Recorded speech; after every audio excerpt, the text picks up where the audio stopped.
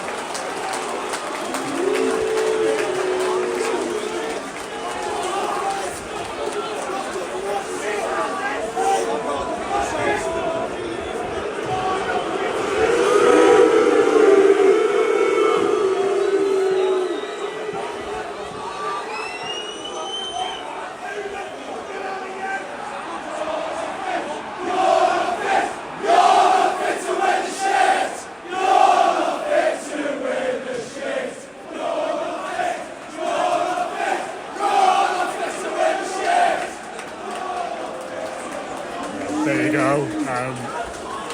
The noise at Goodison Park. Pretty emphatic. Amadou Onana's getting clapped off. The only good player today.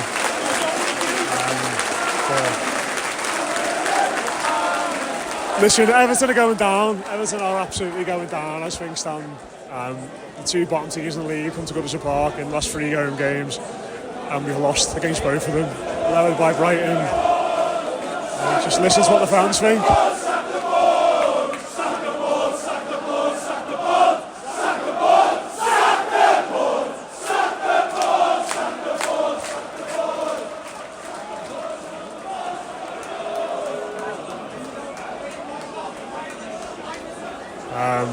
Just Everton were so bad again today. Absolutely horrendous. No idea, no aggression. Conceded 2 terrible goals. This is a stench of relegation is in the air. It reeks. It absolutely reeks of a team that's on its way down. Chaos before the game. Animosity in the stands. Total and utter impotence and embarrassment on the pitch. There's a lot of people here still after full time. There's a lot of banners up, a lot of people stood on the barriers by the ground. One of the banners says, "A football giant owned by a clown. All you'll achieve is you'll take us down."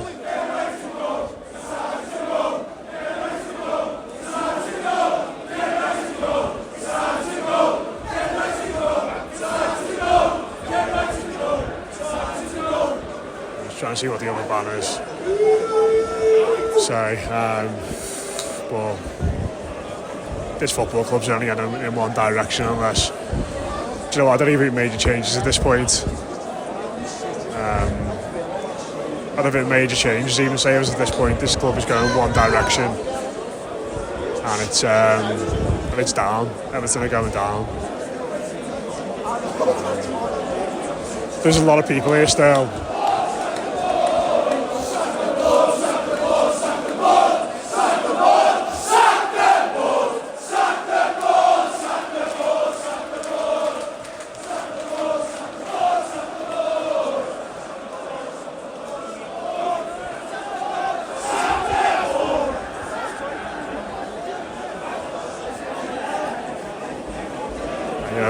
Those players are horrendous today. Obviously, a lot of people saying you're not fit to wear the shirt.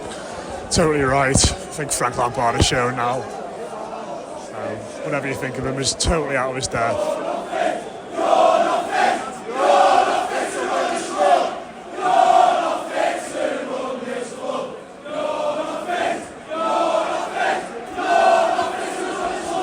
But yeah, I think you get the message. I think you get the impression. I hope the people at the top of this football club have got the message as well. We'll be back in the Denby Castle soon to reflect on that. Yes, That if you might just hear that was Adam Jones saying, "Can you swear on this podcast?" And Adam, you absolutely can. We are. I mean, Dave's just talking over me here, trying to record the podcast anyway. It's one of them. Everyone's getting the booze in. As you probably know by now, Adam Jones is here with us. Dave Downey's here with us. I've got Matt Flusk and Mark Mersey as well. Adam, very, very, very bad, wasn't he? Oh, it's dreadful. Absolutely dreadful. I hadn't been to Goodison since the derby. Start of September, that was. You look miles better for it, by the way. Oh, genuine. Well, I don't feel it, no. I wish I hadn't bothered, to be honest. To be honest, it wasn't even great in the first half. When they going in 1-0 up, I thought they were quite fortunate to be 1-0 up. The one good cross that was put into the box all game from Everton ends up in the back of the net. Shock horror. And then second half, it's good. Like, you've just been talking about what Lampard said at half time. I'm sure we'll get into that, but you know how quickly it fell apart in the second half, conceding inside the first minute. Never really looked like they had a plan to get back into the game and scored another goal, just oofing it forward to Calvert-Lewin, who I felt sorry for, to be honest, because I just don't know what he was meant to do with the service he was given. Sims the same when he was chucked on at the end, and then Gordon gives away the stupidest free kick going. I can't believe he gave away that free kick. Pickford couldn't set up the wall right, and then Ward-Prowse does what we all knew Ward-Prowse was going to do. It's pathetic, really, wasn't it? I appreciate there are bigger issues going on here, and we'll talk about the protest, we'll talk about what went on before, but I did just want to start on the actual footy itself. Mark Mersey. Yeah, I think, in the aftermath of a game like that, in the following hours, it's important to talk about the football. All of us here have bleated on long and hard, not only in the last fortnight, but for many years, about the more kind of widespread and in-depth issues that are around at the football club. But Adam's just touched on the fact that we didn't really have a plan to get back into the game. I watch a team consistently every weekend who don't have a plan to get themselves into a game from minute one. Adam referenced it again. The first half was pretty abject. If either team went in 1-0 ahead, you'd probably say, well, the game's still there for anyone. No one's really stood out. One cross into the box from a set piece, and the only player who I think deserved any form of ovation today and ultimately got it when he came off the pitch was Amadou Onana. I thought he was head and shoulders not only on that particular cross but for everyone in an Everton shirt today. The baseline of Everton at the moment is that we've got a load of bad footballers and a pretty bad manager, and that only ends in pretty bad results. Whether it is this season, whether it is next season, or whether it is in the next 3 or 4 years, we reek of a football team that is destined to be playing championship football. I personally can't, hand on heart, say that Frank Lampard is the man to avoid that. I'm pretty confident now that if we stick with this guy until April or May, then it'll be far too late for Everton to survive. We are totally void of any form of style of football. It is give it to Jordan Pickford, our best passer of a ball. Give it to one of the defenders. Lump it up to Dominic Calvert-Lewin, and let's see if people like Damari Gray can pick up the second ball, and we'll see what happens further up the pitch. Annoyingly, again, we are forced to provide our monthly reminder that a football team actually offered money for Anthony Gordon a few months ago. That decision and the look of sheer helplessness that was on his face when he committed that foul, it was just sheer frustration. I'm not saying it was a bad tackle. If there is one football team in the country that you do not give free kicks against within 25 yards of your own goal, it's Southampton, because we know what that man can do. Jordan Pickford, I don't even think he looked at it, never mind moved towards it. Walking off. Totally resigned to the fact that the ball was in the back of the net. And I don't think, people were talking about this game being one of the biggest in Everton's modern history. I don't personally agree with that, purely because it's January and not April or May. But I think the eerie level of resigned silence that was around Goodison Park for so much of that second half just echoed everyone's sheer belief in the fact that we had no way back into that game. Ellis Sims comes on 80 minutes. I don't think any one of us are thinking, right, we're back in this. And that's not a personal, that's not an attack on Ellis Sims himself. It was purely the kind of inbuilt notion that anything we tried today was not going to work, and it's because we simply haven't got a blueprint about how we are going to win football matches, and that is quite damaging for a club that has to win football matches. Yeah, Mo said a lot there, probably said it all, but it feels to me like this result stings. I was just celebrating Brentford going 1-up. I mean, we'll take anything we can at this point. Who do you reckon Ivan Toney had the first goal? But yeah, it feels like it almost stings twice as much, that game. If we'd been absolutely, and we were abject at times and for a lot of parts of the game, but if we'd gone out from the first minute to the last minute, been absolutely dog shit and got legged off the park in both halves and lost 3-4-0, it probably would sting less than this, because I thought that first half was one of our better halves of football since before the World Cup. Yeah, really? I do. Honestly do. I honestly do. Honestly, I do. But I was feeling positive at half time, and then obviously 50 seconds into the second half. No, but genuinely, I do think that first half we were not spectacular. We were competent. We only, for the first half an hour, they didn't get a sniff at all. Whether that's our good play, their bad play, whatever. They grew into the game after the first half an hour, and then obviously at the end they had that chance, which I'm told by people who had the benefit of replays was an outstanding save by Pickford. Yeah, it was. Yeah, it was. But, and then, second half, 50 seconds, and Moses is right, it felt very flat. Everyone was just deer in the headlights, and yeah, I mean, I've got my own opinions of what can save us at this point. It's a long shot, but if things stay the way they are with this manager, and I've never been one for calling for manager sackings, especially not after just short of a year, but I never wanted the man, and it's very eerie to look at the tweets from a few years ago of Chelsea fans just before he was sacked, and it's so familiar. It's the same mistakes he's making. He's not learned, he's not progressed, and I mean, this could be curtains for Frank Lampard, not just as Everton manager, maybe even as a manager, because I struggle to see how another team's going to take a chance on him after this job, and he will get sacked soon. He will. I know that Farhad Mashiri came out this week and said that he's backing him and everything like that. We've all seen that before. It's the dreaded vote of confidence. That's the kiss of death, isn't it? Yeah. I mean, I think the record was 12 hours from one of them statements to being sacked. But we know it's coming soon, and whoever comes in, whether it be Sean Dyche or someone else, my personal preference is we need to get David Moyes if West Ham sack him, and hopefully they sack him tonight, because I'm just like, sod it all, let's just go back to the glory days of finishing 8th place or whatever. But like Sean Dyche, Mo said there, our plan is give the ball to Pickford, play it out to a defender, lump it up to Calvert-Lewin, see if he can knock it down and get something going. I don't see how Sean Dyche will change that at all. I really don't at all. It looks very grim at the moment. Yeah, and like it's hard to say different things, and the lads have already said here that it's anything really more depressing. I think I'm starting to think now, where does a positive come from here? Where's the positive that turns us anywhere?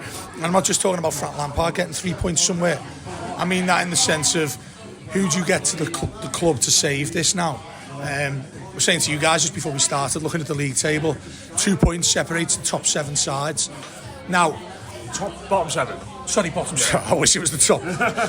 So you turned it upside down because I was pissed. We just got on a tangent about the Man City game, like all of a sudden didn't want to talk about Everton. Absolutely. Well, the thing is, a lot of happy clappers sort of have kept talking about that, the 1-1 draw. Then the funny thing was, Damari Gray did what Damari Gray does today, I thought, as in he was absolutely useless, yeah. Whereas he'll go from being really, really good for 5 minutes and then being completely shite. And that's what he was today, completely shite. Everything he put in the box, everything about it was really, really poor. On the manager side of things, like I said, I don't see where this gets either better for Lampard or better for us. When you're talking about making a change, when does it take that you sack him? We've said this before, Matt, how many times we've done this on the Blue Room in the last 10 years with managers that we've had. You start thinking, well, when's the best time? You start saying that famous saying, it needs to get worse before it gets better. Where does this get any worse? I can't see us doing anything worse. Well, in hindsight, the time was Bournemouth, wasn't it? After those 2 games against Bournemouth, when I think probably all of us knew deep down in the pit of our stomach that was it. There's no coming back from that, really. And with that big break coming up, time to work with the players. I think we all probably knew deep down then that was the time. Yeah, I mean, what was it? Aggregate 7-1 defeat. Yeah. Over 4 days, a few lads must have stayed down at Bournemouth and not come back up to the north, to be honest with you. But it's, I don't feel now, especially, and I know there's a subject that is quite a horrible thing to talk about when we heard about the breakout from assaults being thrown towards the board and stuff like that. Well, who's there to change the manager now? I don't know where Mashiri is still probably talking to Jim Wright. Knows what the score is. Oh, exactly. See, but that is the problem. You've seen him come on, and we spoke about it at length on the pods we've done all week, didn't we, Mark? We spoke so much at length about what this fella said on TalkSport. Me and you spoke about what he put in the letter. You're talking about a man who's completely deluded anyway. If he's the one left to change things, could you see him actually doing it? And I know he has. I know he'll have said himself, or well, he hasn't said it himself, but we know, like Matt said then, he'll be the one who makes the decision. He's the one that sort of stuck his nose in whenever he's wanted to. It's quite ironic that now's the time he probably needs to, team-wise, and he's not going to do that. The board are in the President of the United States safe cellar or whatever he stays when someone's going to shoot at them. I just don't see where this ends, and I don't think he's going to get sacked this week before West Ham. We spoke all week at length about when's the ideal time to sack him. If you could choose personally, a lot of people, a lot of Blues. Well, it is up to us, according to. Yes, Mark spoke so eloquently about this on one of the pods. Do go and listen to it if you can. That's it. Oh, what did he say? It wasn't verbatim. Being guided by the fans. Yeah, guided by the fans. I don't know who's been guiding him, to be honest. Yeah. Jimmy Corkill or something like that. But I'm not sure who is running this football club now, which is incredibly ironic because all we've done is bang on about the boards anyway. Yeah. The owner's being a joke, the board's being a joke. We spoke that, people seem to place it in two different directions. One's the owner, one's the board. Who is it that's going to change all this? By and large, it seems that he started talking to TalkSport, the nonsense that he come out with. But it seems like it's his decision. If you don't want your football club relegated and lose hundreds of millions of pounds, literally, and the stadium's going to turn into Prenton Park, you need to make a decision right now. The problem with having a total lack of accountability at that level is that in order to make an impactful decision, and in this case being a change of manager, you have to get to the absolute lowest low so that everyone can look around in the boardroom and say, well, we are at that point now where we have no option. And that's been Everton's failure for years and managers, a few times over, in that we have to constantly try and get ourselves to the absolute rock bottom of whether it be in business potential or our footballing ability. We seem to constantly strive just for that one extra defeat before we actually make a change. And the reason we do that is because there's no focal person who's in charge of that process. In an ideal world, that should be Kevin Felwell's job, because the idea of having someone like him or someone like Marcel Brands, whether you like the whole model of director of football or not, is that they're in charge of how the football team plays, regardless of who is in charge. And we've seen football teams do this far more effectively than Everton in terms of having a structure, and the man who stands on the sideline, there's an acceptance that he changes quite often. Chelsea have done it bizarrely. Seville, on a much grander scale, have been able to adapt and change managers and still maintain the same structure. Everton don't have a structure because there's this total lack of accountability on the board. We talk about timing, and we spoke about it in the week in terms of when is a good time to sack Frank Lampard. We are now obviously getting to that point where there is no other decision and no other destination for him. The reality of why this should have happened after Bournemouth is, I think we all collectively knew at that point that keeping us up against Crystal Palace was going to be the best thing that he ever did at Everton. I think as soon as the final whistle went against Crystal Palace, we all knew that was going to be the best thing that Frank Lampard ever did at Everton. And for me, that's exactly why you move on instantly. If you think you've peaked with a certain player or with a certain setup or a certain manager, and no greater thing can come with that, then he goes. Yeah, I am classing Everton's final day survival as a peak there. You've had good times, Matt. But you know, the obvious reality now is that there is only one direction for this, and there is. He doesn't have the tactical nous to change things on a minute by minute basis, never mind a week by week basis.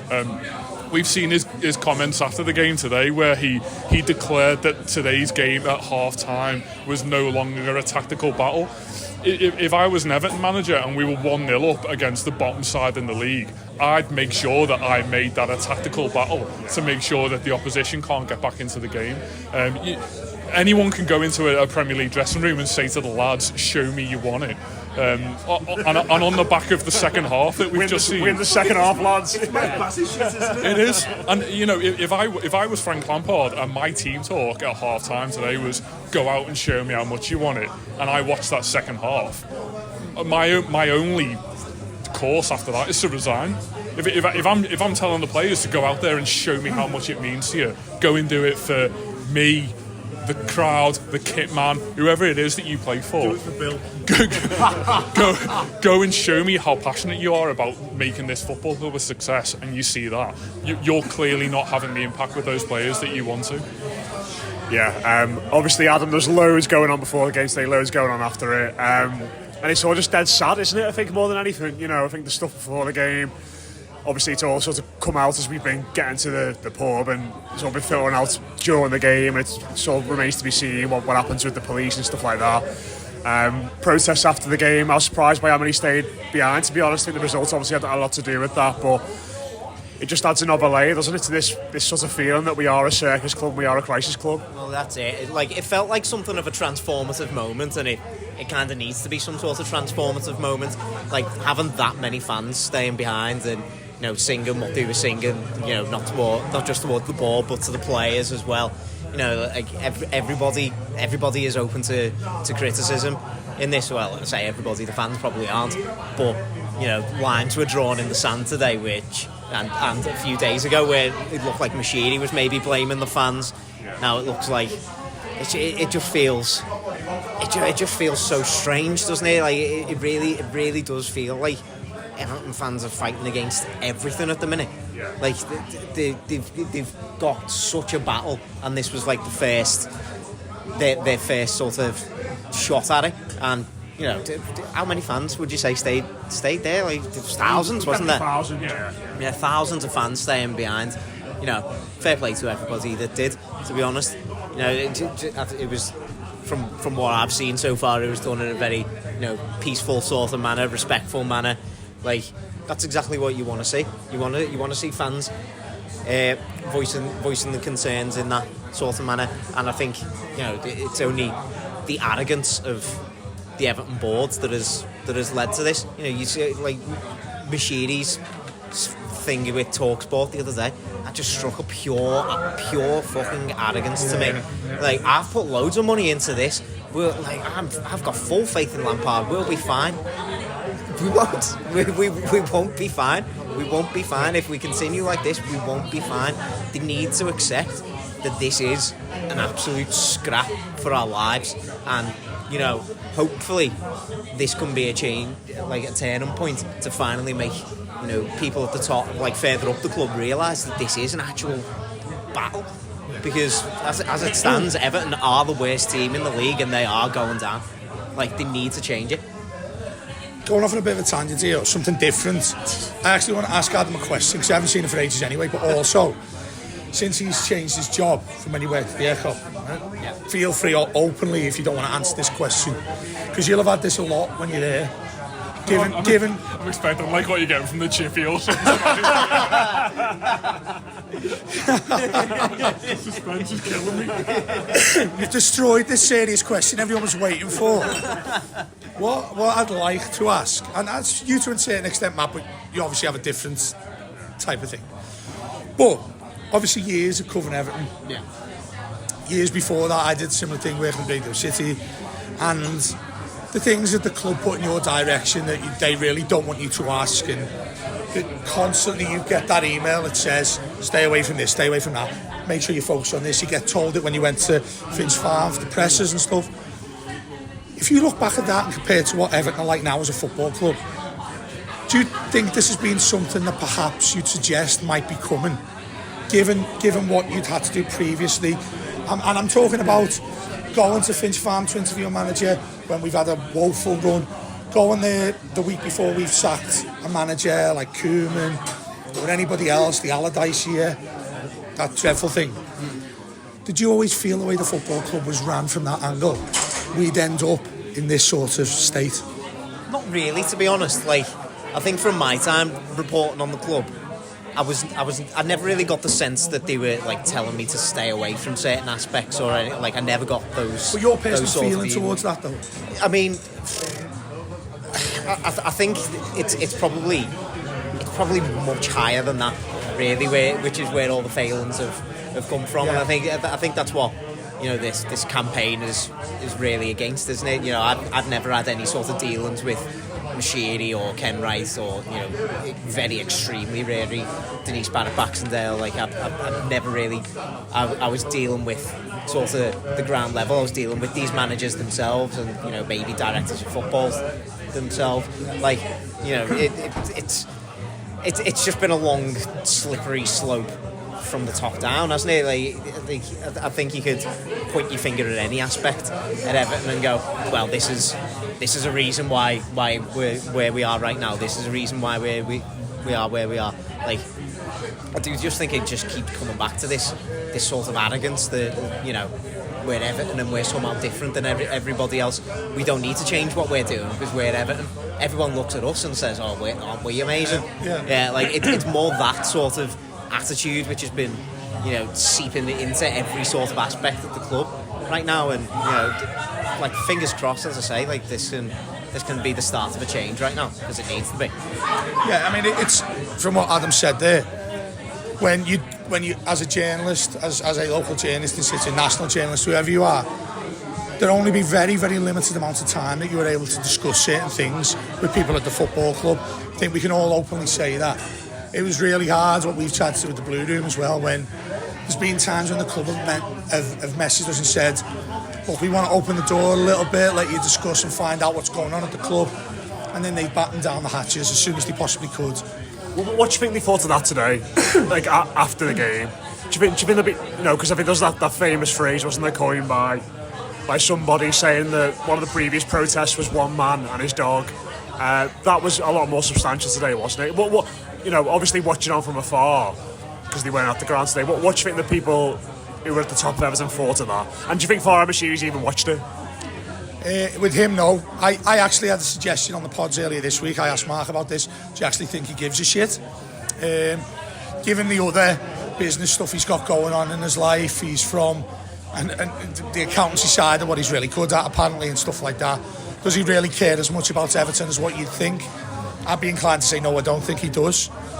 Otherwise, he'd be at the ground a lot more. Ultimately, as well, we'd all turn around and say he's a bit of a shitbag, as well as being as deluded as I know. I think saying he doesn't care is a big thing to say, but I think in some sense, I think it's really fair, because when you listen to that TalkSport thing, and I keep going back to that, if you're going to make a statement to fans of a football club who are really terrified about what's going on at the moment, listen, if you're going to go on TalkSport, no one really wants it, fine. But don't do it when you've got music blaring in the background in a slapstick. You know, if any of you came on the podcast and music's in the background, I'd go, turn your fucking music off, lads. Like this right now. Yeah, but this is very different, obviously, because we're in somewhere. Just music. It was another one bites the dust. Exactly. When he's talking about how he's not going to sack Lampard, yeah. But it'd be like, you'd be like, just, you know, what are you doing? Turn it off. It just feels like it's all just sort of like a byproduct a little bit, and it's just so slapdash, isn't it? Well, that is why I think it's wrong when people are saying, I'm blaming Bill, or I'm blaming Denise, or it's all Mashiri's fault. The buck stops with Mashiri because he's the owner. It's as simple as that. The board side of it are things for probably even slightly older fans who go back all the way to 95 when he took over the football club from Peter Johnson, and we've still been in a really difficult situation since then. sometimes, like the years under Moyes, we cut it off a little bit, but it's always been there still. That's why I think now we're hitting a point where we've said this, how many fan bases, how many fans, you can look in the amount of fans, I'd say it's certainly over 90% of fans, not compared to, a year ago, the Arsenal game, people were laughing when the 27 thing did, when a few people were walking out and whatnot. Compare that to now, how drastic that's become. But then, what you're referring to there about Moshiri, Matt, is if he's so supportive of the board, if they're the people that are fine by him, the thing he come out with, the from Liverpool, so they sort of get it. I'd love to know what they've actually said and fed to him. More to the point, and why I've said, is he actually asked? Because it wouldn't take much to find out what is so wrong with this football club. And then the irony is, he's come out and said that he's doing what the fans want. He's doing the exact opposite. It's pathetic, and it's frightening. It really is frightening. We've discussed about going down and things like that. You look at that league table, I don't see us getting a win anytime soon. What's he going to do about it? I think we're beyond help now in some respects. How long have we got to sort players out? Less than 2 weeks? I just sort of look at it and think, if we sack Lampard, that's going to cost us money we would have spent on players. If we spend money on players, we've got a manager who's not good enough, who's going to be working with them. Like, what's the way out of this? It's so difficult to see it. Who is telling him that it's fine to keep Frank Lampard as the manager? And again, there's loads of irony all over the place, keep saying that word, but with Lampard, there is less fuss than you would have against any manager in terms of what he's done. The stat they read on the radio before, 37 games, lost 20 of them. He'd be long gone by now. Mike Greenall, who I have to credit, he said to me back in October, he went, I'd have got rid of him by now. Regardless of that night against Palace, which everyone refers to as a glory night, don't forget, we would have went down and we lost that game. We're not celebrating it as in we've won something. But it felt that way, and saying around, saying, oh, thank God that's happened, let it never happen again. It's happened now, but worse. How's that man still in charge, and how the owner is backing him? Show you everything you need to see about how deluded and sickening our football club is right now. I don't think it can be changed. You said at the start, there's no way that you can alter this now. We've gone beyond Frank Lampard winning, say, 6 out of the next 8 games, and we start moving up the Premier League table. That is not going to happen. That's why I ultimately think, and I said this immediately after the game finished, I think we're going down. Very quickly to wrap it up, I'll come to Matt and then Murs. What happens now, mate? What do Everton need to do now? Can you see a way out of this? I said before, and this is just my own personal opinion, like football-wise, the only thing I can see saving us now is if we just get David Moyes in and give him full football control, fuck off Cop by Kev, all of that nonsense. You appoint a manager and he manages the football club. He is though, isn't he? But like, honestly, that's the only thing. I think you can string together enough results to get us enough points, and then we go from there. Off the pitch, I'm very pessimistic that anything can or will change. And I fully respect anyone protesting, but the reason I'm not joining in is because I just know it's a private company owned by a billionaire who is, let's say, generously slightly unhinged. Unless someone comes in with £1 billion to take the club off his hands, nothing's going to change at all. Nothing will change. Like, we can kick on as many doors as we like, or allegedly get people in headlocks. You know, probably didn't happen, but it's not going to change anything at all. And it's Moshiri's little train set. I don't think he cares in the sense of the football club doing well. I think he just wants to grow the assets, get the stadium finished, and then palm it off, sell it on to someone. And I'm not saying I don't want it to happen, but Jesus Christ, whoever Moshiri chooses to sell this football club to, I would be surprised if they were 5 times worse, because that seems to be the way our luck's going at the moment. But yeah, it does feel like a death spiral. I'd say to Dave before you guys turned up, we've seen this with other clubs over the years, like Villa and Sunderland. And if this was a different club, if we were watching this from the outside, we'd all be going, they are going down the sink. Like, everything on and off the pitch looks like it's in complete free fall at the moment. And yeah, we need Keith here to give one of his rallying cries about cherishing your loved ones and stuff. Yeah, even Keith, some grass. Even Keith Tomlin has been seen off by this game. Like, it's a very grim time, and all I can say to people is just, I know it's fucking horrible and it really hurts, but it's only football. Try to remember that it's only football. Don't let it ruin your life. Like, it's because you will just end up in a pit of despair right now. It's quite somber reading. If you have a deep dive into the darkest elements of the internet and see what Sunderland fans say about Everton at the moment in terms of what they have seen in their own club and what they now see, don't take any other weird tangents when you're on the dark web. The question of where we go from here just screws my mind. All the things you've just said that ultimately lead to us only going in one direction. It's hard to argue with any of them. I think from a footballing point of view, the reactive nature about how Everton is run means that we are essentially, I believe, as a board and as the hierarchy of the club, waiting for something else to happen at another football team. I'm referencing Graham Potter at Chelsea. I'm referencing David Moyes, obviously, at West Ham. I think we're just waiting to see what happens with other managers before we actually make our own decisive I love move. the idea of West Ham on sacking Moyes just because we're worse than them. And then we'll go and get him. Yeah, if they've got anything about them, they keep Moyes for next week, beat a sorry Everton team, and then get rid of him and get their own manager in. The sad reality of it is that I think most of us, if we said that Frank Lampard goes tonight and David Moyes is our manager tomorrow, would bite your hand off for it, because I think there's an acceptance there of someone who's to an extent been there and done it and knows how to handle a football team in free fall, and that is absolutely what we are at the moment. The only thing that breaks your kind of trend, as you referenced earlier, in terms of the money has to go somewhere and it's either on players for Frank or getting rid of Frank, the only thing that really breaks that is if we have, historically this is our major player sale territory, isn't it? This is where we get our 30-40 million pound player, we get rid of him, we use the money to get rid of the manager, and then we've still got a little bit left to actually get some players in. Do you know what, though? I'm not sure we'll get many suitors for Pickford after his effort for that free kick today, to be fair. Who are you looking at there? You're looking at someone possibly taking a chance on Jordan Pickford, who is comfortably, in my mind, our best player. Or someone mystically finding some form of promise again in Anthony Gordon, which is clearly not going to happen. You only have to look at a team like Chelsea, who took a very brief look at Anthony Gordon and then thought, actually, there's a lot of very good footballers elsewhere. I'm struggling to come up with an ultimate answer.